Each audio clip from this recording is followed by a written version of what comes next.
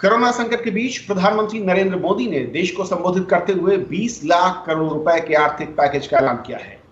उन्होंने कहा कि इस पैकेज से अर्थव्यवस्था की गाड़ी पटरी पर दौड़ने लगेगी।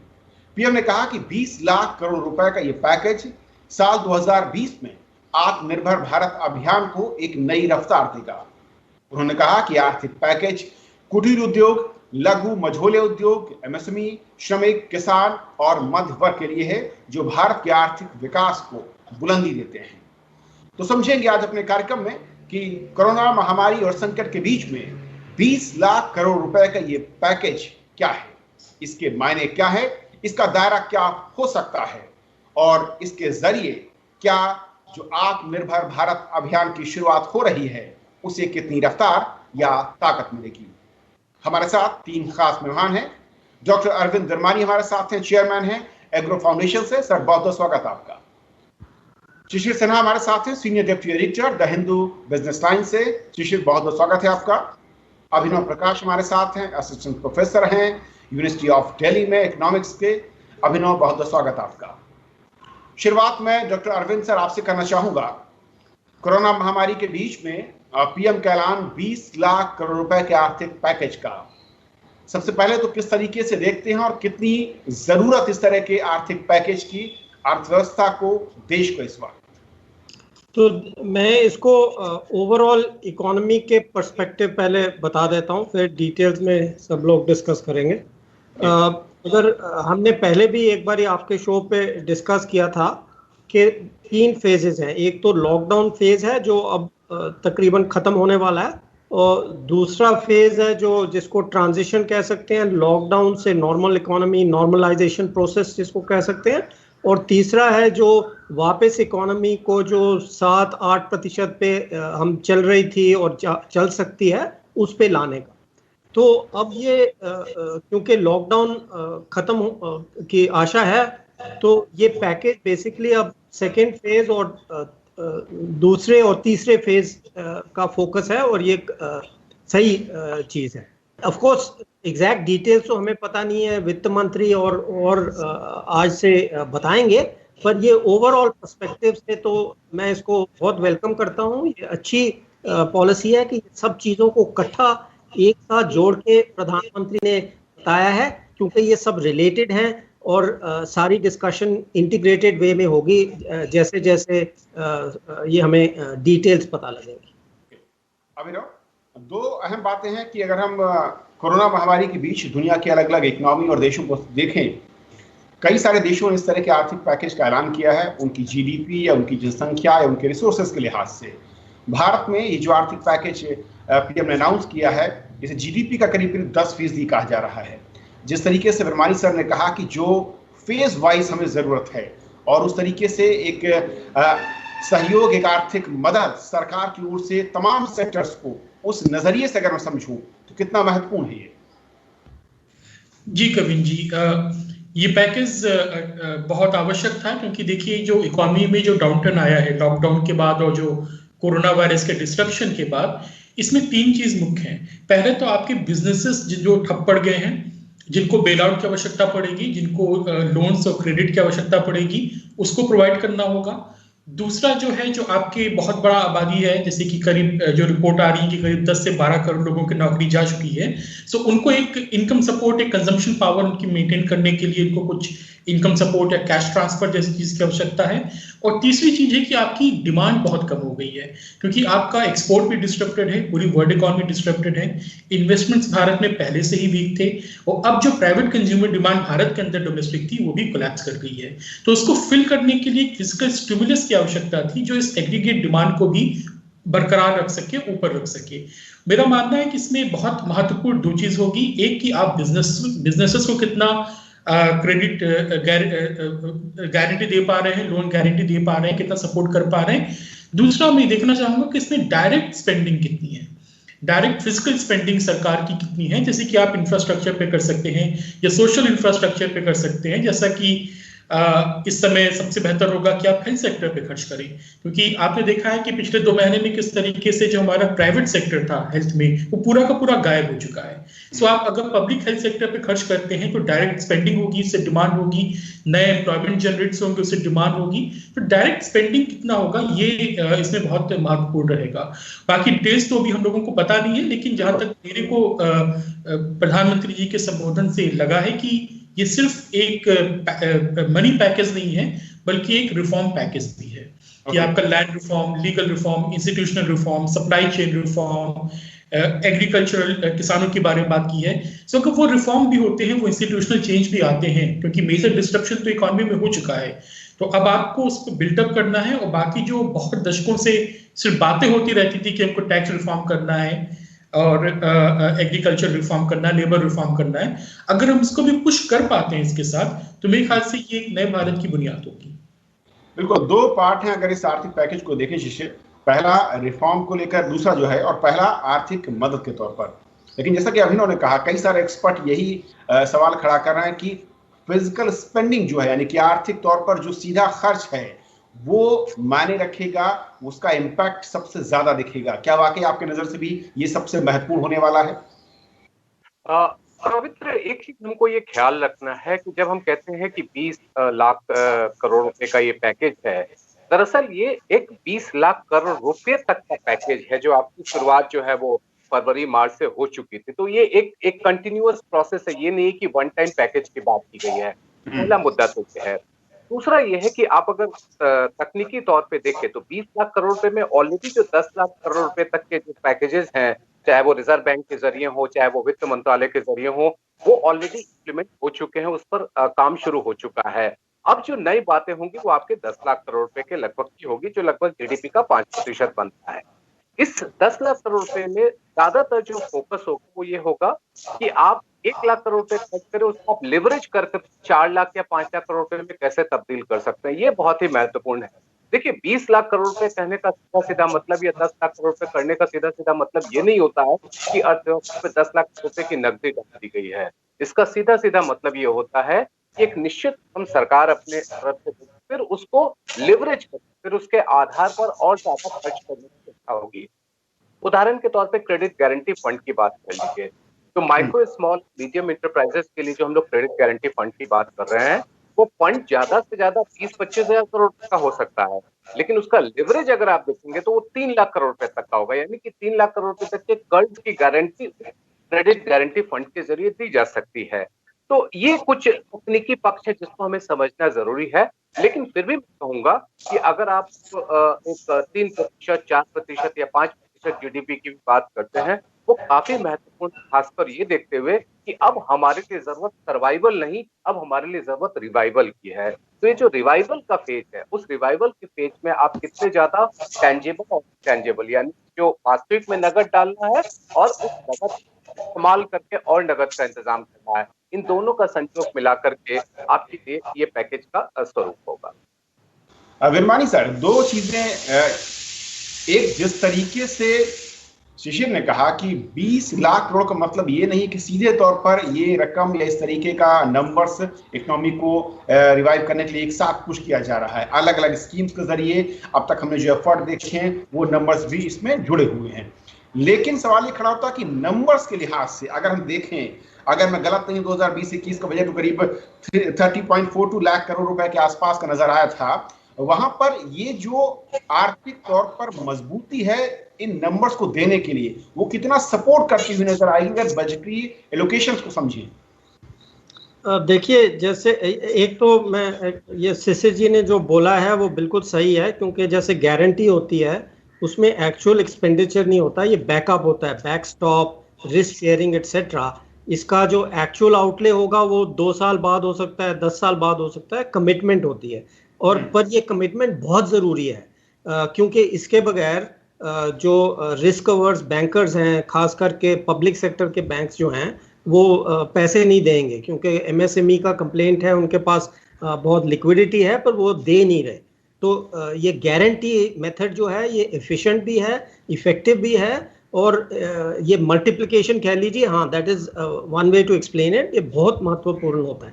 बाकी जो डायरेक्ट है उसमें मैंने एक्चुअली पहले भी आपको बताया था, पर फिर से एक्सप्लेन करता हूँ। जब इस टाइप का क्राइसिस होता है, ये नहीं कह सकते कि बस पैसे खर्चो। कन्वेंशनल जो केन्जियन अप्रोच या मॉडिफाइड केन्जियन होती है, वो होती है कि एग्रीगेट डिमांड है वो कम है एग्रीगेट सप्लाई से, तो बस पैसे इंजेक्ट करो। इस क्राइसिस के टाइप के पेंडेमिक क्राइसिस में ये नहीं मतलब है कि बस पैसे इंजेक्ट करते जाओ। वो देखना पड़ता है कहाँ कहाँ जरूरी है। ये एक इसका बहुत डिफरेंस है, क्योंकि कई सेक्टर्स बैडली अफेक्टेड है, इक्वली अफेक्टेड नहीं है, और बहुत डिस्पर्शन है जिसको कहते हैं कि कई बहुत कम अफेक्टेड है, कई बहुत ज्यादा अफेक्टेड है। तो जनरल मैक्रो सोल्यूशन होती है जो इंजेक्शन, वो नहीं इसमें चलेगा। अगर उस टाइप का अप्रोच लोगे तो 100% ऑफ जीडीपी खर्चना पड़ेगा। तो थोड़ा फोकस बहुत जरूरी है, और फोकस का हमें पता है, प्रोफेसर ने भी बताया कि जो एरियाज ज्यादा अफेक्टेड हैं, जिसमें मास बैंक्रप्सी की आशंका है, उन एरियाज में फोकस करना पड़ेगा। एंड आई एम श्योर कि ये गवर्नमेंट ने ये सब इसका जान किया है, और पता लगेगा आज शाम से कि किस किस सेक्टर्स में फोकस है। पर बाय एंड लार्ज इसकी डिस्कशन हुई है। जो कॉन्टैक्ट सर्विसेज होती हैं, हॉस्पिटैलिटी, टूरिज्म वगैरह की बात हुई है, और कई सेक्टर्स जो पहले से अफेक्टेड थे, ऑटोमोबाइल से कनेक्टेड, ऑटोमोबाइल सेक्टर की आज चीन का भी डेटा आया है जिसमें कंप्लीट डेवस्टेशन हो रहा है। तो इस तरह सब सेक्टर्स को देखना पड़ेगा कहाँ ज्यादा नेगेटिव इफेक्ट है इस FY21 में, और वहां पे फोकस करना पड़ेगा।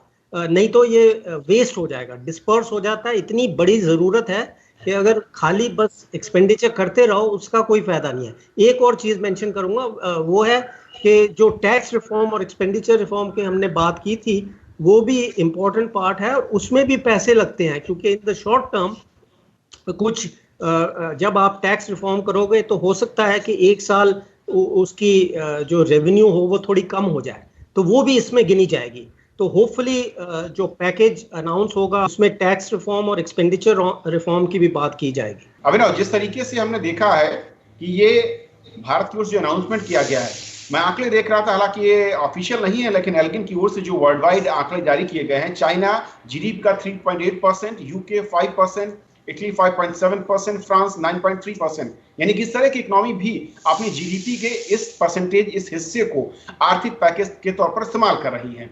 भारत में इसके साथ जो जोड़ा गया वो बड़ा महत्वपूर्ण मुझे लगता है, जिसको समझना चाहूंगा कि आत्मनिर्भर भारत, इस पैकेज के साथ साथ जो टैगलाइन है, ये सब में क्या इशारा है, और ये पैकेज उस दिशा में, उस कदम के लिए कितना जरूरी है? जी कविन जी, पहले मैं बोलना चाहूंगा कि विरमानी सर ने जो बात बोली एकदम सही बोली है कि अगर आप इकोनॉमी में सभी को पैसे बांट देंगे तो उसका असर नहीं होगा। आपको फोकस टारगेटिंग करनी पड़ेगी, वो गिवन है। क्योंकि जो आजकल आ रहा है कि आप केवल लोगों को कैश ट्रांसफर कर दीजिए और इकोनॉमी रिवाइव हो जाएगी, वो काम नहीं करने वाला है। आपको सेक्टर बाय सेक्टर आपको देखना पड़ेगा कि कहाँ पे फोकस है, और कुछ सेक्टर्स की सेक्टर्स होते हैं जहाँ पे रिवाइवल से पूरी इकोनॉमी रिवाइव में काफी असर पड़ता है, सो आपको उनको टारगेट करना पड़ेगा। दूसरी बात है कि ये जो बात आई है आत्मनिर्भर भारत की और स्वदेशी खरीदने की, देखिए आपको समझना पड़ेगा ये पुराने स्वदेशी के नारे से और आत्मनिर्भरता के नारे से अलग है। जो 50s और 60s में चलता था, जो हमने पॉलिसी अपनाई थी कि बहुत हाई टैरिफ लगा देंगे, हम फॉरेन इन्वेस्टमेंट भारत में नहीं आने देंगे, और हम अपना देसी मॉडल या स्वदेशी मॉडल बनाएंगे, स्वदेशी इंडस्ट्री बनाएंगे, ये उससे अलग बात कर रहे हैं प्रधानमंत्री। ये कह रहे हैं कि हम FDI को भी अट्रैक्ट करेंगे, हमारे टैरिफ्स बहुत ज्यादा नहीं होने वाले हैं क्योंकि हमारा कमिटमेंट है इंटरनेशनल लॉ, इंटरनेशनल बॉडीज को, लेकिन हम जो है बाकी रिफॉर्म के, जैसे कि हमारा इंफ्रास्ट्रक्चर रिफॉर्म है, लॉजिस्टिक रिफॉर्म्स है, लेबर लॉ रिफॉर्म्स है, लैंड रिफॉर्म्स है, उनके थ्रू हम भारत में डोमेस्टिक प्रोडक्शन को प्रमोट करेंगे।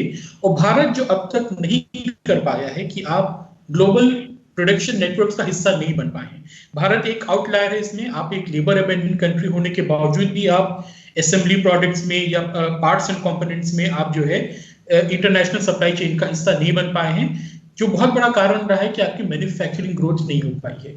तो प्रधानमंत्री ने जो कहा है, इस पे फोकस किया है कि सप्लाई चेन पे फोकस रहेगा, डोमेस्टिक पे भी और इंटरनेशनल पे भी। तो स्वदेशी का मतलब यहाँ पे वो विलेज इकोनॉमी और गांव में सब कुछ पैदा हो वाला नहीं होने वाला है। अगर आप सरकार की पुरानी योजनाओं से देखें, वन डिस्ट्रिक्ट वन प्रोडक्ट से लेके इंटरनेशनल सप्लाई चेन तक इंटीग्रेट होने का जो इनकी बात है, वो एक नए तरीके के आत्मनिर्भर भारत की बात कर रहा है। तो हमको ये कंफ्यूज नहीं होना चाहिए कि हम पुराने वाले की बात कर रहे हैं इसमें। ओके शिशिर, नंबर्स को लेकर भी एक चिंता दिखती है, क्योंकि राज्यों की आर्थिक हालत हमने कुछ दिन पहले ही चर्चा की थी, विरवानी सर भी थी हमारे साथ, की जिस तरीके से राज्यों की आर्थिक हालत है उसके बीच में इस आर्थिक पैकेज के लिए जो मसौदा है, जिसमें जो नंबर्स हैं, ये आएंगे कैसे, टैक्स रेवेन्यू या दूसरे जो सोर्सेज हैं उसके जरिए एक बड़ी चुनौती नजर आती है। देखिए कविंद्र, हमको जैसा मैंने शुरू में भी कहा था कि हम ये 20 लाख करोड़ रुपए पे ही चुके हुए हैं। हमें ये देखना है कि 20 लाख करोड़ रुपए में कितना जो है वो वास्तविक रूप से नगद है और वास्तविक रूप से कितना ज्यादा उसको हम गुणा कर पाते हैं, मल्टीप्लाई करते हैं। तो पहली बात ये संख्या को लेकर के 20 लाख करोड़ रुपए एक ओवरऑल इम्पैक्ट है, जिसका अम्ब्रेला इम्पैक्ट हो सकते हैं। वास्तविक रकम जो है वो छोटी रकम होगी और वो कई सालों में स्प्रेड होगी, कई सालों में फैली हुई होगी।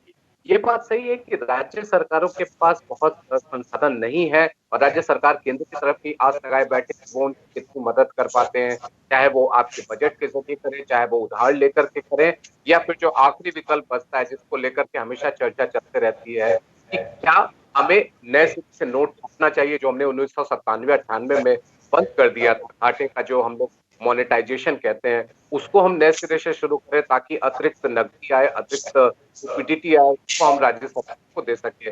मैं इस बात से बिल्कुल सहमत हूं कि लोगों के हाथ में नगद दे देने से अर्थव्यवस्था का विस्तार नहीं होने वाला। आपको ये देखना है कि वो नगद वास्तविक मायने में किस तरीके से, जिसको कहते हैं ना आर्थिक शब्दों में वेलोसिटी ऑफ करेंसी, वो कितना ज्यादा नगद जो है वो पूरी तरह से घूमता है, उसका प्रसार होता है, तभी जाकर के अर्थव्यवस्था का विस्तार होगा। तो ये जो संख्या है ना, इस संख्या को लेकर के दिमाग से निकाल दीजिए कि 1 लाख एक मुश्त 20 लाख करोड़ रुपए डाली जा रही है। आपको ये समझना है कि 20 लाख करोड़ रुपए का एक ओवरऑल इम्पैक्ट है, जिसके लिए अलग अलग तरीके से संसाधन जुटाए जाएंगे। जी गरमानी साहब, क्योंकि इसके साथ अब अगला कदम है कि जो सबसे शायद इम्पोर्टेंट होगा कि सेक्टर वाइज या स्पेसिफिक एरियाज वो पहचानना और उसके बाद उसके लिए अलग अलग सुधार कानूनों के नजरिए से और आर्थिक तौर पर मदद। हाँ, तो पहले शुरू करें जो पुअर लोग, जो जैसे माइग्रेंट्स की बात हुई है, कैजुअल वर्कर्स एक्सेट्रा, तो इस लिहाज से ये डिस्टिंक्शन मैं बता दूं कि कई लोग जो बाहर से सीखते हैं वो यूबीआई बोलते रहते हैं। ये यूबीआई का टाइम नहीं है।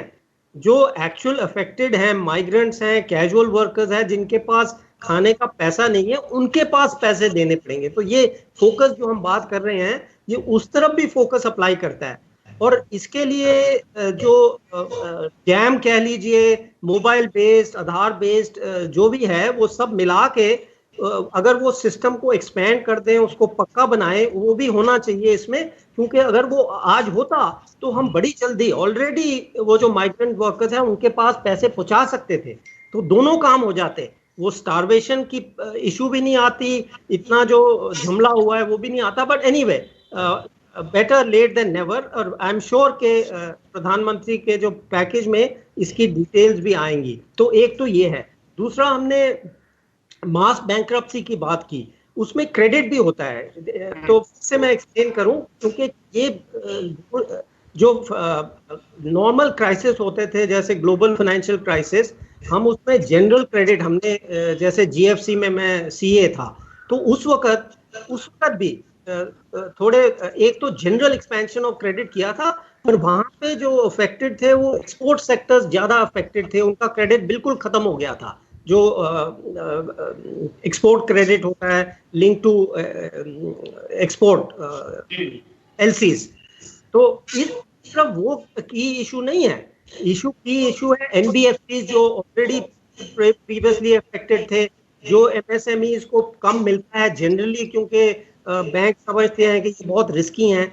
तो इस तरह फोकस बहुत जरूरी है। पर वो तीसरी इशू में एम्फसाइज करना इम्पोर्टेंट है, क्योंकि वो नेक्स्ट फेज में बहुत महत्व लेता है। ये तकरीबन अब पुरानी और अगले 1-2 महीने की बात जो मैंने पहले करी, पर इससे ज्यादा इम्पोर्टेंट है जो एनिमल स्पिरिट्स कहते हो, एंटरप्रेन्योरशिप, क्योंकि कई लोग डिसअपॉइंट हुए थे पिछली बजट में, उसमें जीएसटी रिफॉर्म नहीं था, डीटीसी रिफॉर्म नहीं था, और सब्सिडी रिफॉर्म की बात हम हर दूसरे दिन करते हैं। तो ये चीज़ें भी आगे के लिए अगर हम सेकेंड हाफ ऑफ 21 या 22 में देखें, अगर हमें जल्दी से ये 5% या इवन लोग कह रहे हैं नेगेटिव ग्रोथ, मैं नहीं सोचता पर हो सकता, पॉसिबल था, तो उससे लेके अगर हमें 7%, 7-8% जाना है, तो ये जो टैक्स रिफॉर्म है, एक्सपेंडिचर रिफॉर्म है, ये बहुत महत्वपूर्ण है। और मैं बहुत इंकरेज हूँ कि प्राइम मिनिस्टर ने इन चीज़ों पे बात की। Of course land labour reform जो प्रोफेसर साहब ने किया है वो भी इम्पोर्टेंट है। ओके, अभिनव, एक आखिरी कमेंट। जिस तरीके से ये फर्स्ट फेज आप जो एक्सपर्ट बता रहे हैं कि आर्थिक मदद के साथ दूसरा जो है वो बहुत महत्वपूर्ण है, और शायद उसके बिना ये आर्थिक रिफॉर्म काम नहीं करेंगे, वो है आर्थिक सुधार कानूनों के नजरिए से अलग अलग फील्ड में। उसको भी हमें साथ साथ अनाउंस करना पड़ेगा, लाना होगा। जी देखिए, बिल्कुल बहुत सारे सुधार हो सकते हैं जो तुरंत किए जा सकते हैं, जैसे कि आपका प्रशासनिक सुधार है। देखिए जीएसटी की बात होती है, जीएसटी में बहुत बड़ा रुपया अभी तक रिफंड में ही फंसा हुआ है। अगर सरकार उसी रिफंड को रिलीज कर देगी तो बहुत सारा मनी इंजेक्शन अपने आप ही बिजनेस में हो जाएगा। दूसरा है कि आपके बहुत सारे प्रॉपर्टीज हैं जो पिछले आप देखिए कुछ सालों में जो ब्लैक इनकम के नाम पे बहुत सारे जब्त किए गए थे, छापे मारे गए थे, वो अभी तक लीगल डिस्प्यूट में ब्लॉक्ड है, ना वो सरकार के पास है ना वो अभी तक लोगों के पास है। सो उस पर कुछ आर्बिट्रेशन लाया जा सकता है, उस तरीके के स्नैप रिफॉर्म तुरंत किए जा सकते हैं कि जो वेल्थ या जो मनी हमारा ब्लॉक है उसको अनब्लॉक किया जाए। लॉन्ग टर्म रिफॉर्म बहुत आवश्यक है, जैसे कि पहले भी कहा जा रहा है, कुछ राज्यों ने ऐसे लेबर रिफॉर्म्स करना शुरू किया है, लेकिन लेबर रिफॉर्म्स को जिस तरीके से किया जा रहा है वो बहुत सही नहीं है। आप समरीली अगर लॉस को डिसमिस कर देंगे तो उससे अनार्की हो जाएगी। आपको उसको रिस्ट्रक्चर करना चाहिए था, आपको उसको और सिंप्लीफाइड बनाना चाहिए था। दूसरा है कि इसमें सबसे बड़ा मुद्दा जो आता है कि सोशल सिक्योरिटी की बात आती है। अगर state funded robust social security होगी तो लेबर रिफॉर्म करने में, हायर एंड फायर करने में बहुत दिक्कत नहीं आएगी। तो मेरे ख्याल से वो करने की आवश्यकता इस समय काफी ज्यादा है। सिमिलरली लॉस को हटा देने से क्योस क्रिएट होगा, लॉन्ग टर्म में वो काउंटर प्रोडक्टिव हो जाएगा। दूसरा है कि टैक्स रिफॉर्म्स, जैसे कि बहुत लोग कह चुके हैं, इसमें जितना भी कहा जाए वो कम है। डायरेक्ट टैक्स रिफॉर्म और इनडायरेक्ट टैक्स रिफॉर्म दोनों की आवश्यकता है। मुझे लगता है जीएसटी काउंसिल भी जल्दी ही कुछ फैसला लेगी, लेना भी चाहिए। शिशिर, आखिरी आपका कमेंट। देखिए, मैं इस बात से पूरी तरह से सहमत हूं कि श्रम सुधार के नाम पे इस समय जो बातें की जा रही हैं उसमें कहीं ना कहीं मानवीय पहलू बिखरता जा रहा है। वो नहीं होना चाहिए। हम कहते हैं 200 के करीब कानून है राज्य और केंद्र को मिलाकर के श्रम को लेकर के। अब ये 200 कानून को आप खत्म कर देंगे तो श्रमिकों की सुध कौन लेगा?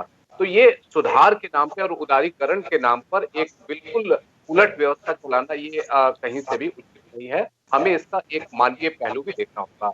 दूसरा मुझे लगता है कि इस समय सबसे ज्यादा जो फोकस होना चाहिए वो micro, small and medium enterprises, क्योंकि कुछ भी ऐसा हो तो वो 1 करोड़ 2 करोड़ लोगों को रोजगार मुहैया कराते हैं। अगर उनका अगर जीवीए कंट्रीब्यूशन देखें तो लगभग 30% का है, एक्सपोर्ट में कंट्रीब्यूशन देखें 45% का है। तो आप micro, small and medium enterprises को किस तरीके से आप मदद कर सकते हैं? एक छोटा सा उदाहरण दूं, वो जिनके पास करीबन जो है कहा जाता था कि आपके पास अगर 100 से कम मजदूर हैं तो आप वहां पर अगर 15,000 करोड़ रुपए 90% लोगों की कमाई है तो 3 महीने किया जाएगा। मुझे लगता है इसको एक्सपैंड करना चाहिए। एमएसएमई आप जितनी मदद करेंगे पूरे सप्लाई चेन और फूड इकोनॉमी के लिए मददगार साबित होगा। ओके, निर्मानी सर, एक आखिरी कमेंट।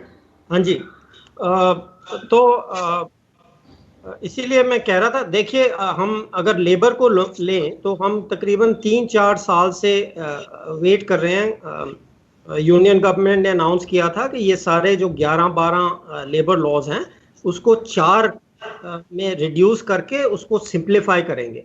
तो मुझे पूरा विश्वास है कि वो अब ये जो अनाउंसमेंट होगी इस हफ्ते या जब भी, उसमें ये एक्चुअल अप्रूवल आ जाएगा। अब ये इसकी डिस्कशन बहुत साल हो गई है, वो 1-2 क्लॉजेज उसमें थे जो पॉलिटिकली मुश्किल थे, और जो स्टेट्स में हुआ है मैं इसको लिटरली नहीं लेता, मैं लेता हूँ कि ये इंडिकेशन है कि सरकार, स्टेट गवर्नमेंट, यूनियन गवर्नमेंट सोच रही है कि अब कुछ ज़्यादा रेडिकल चाहिए जिससे अफेक्ट हो।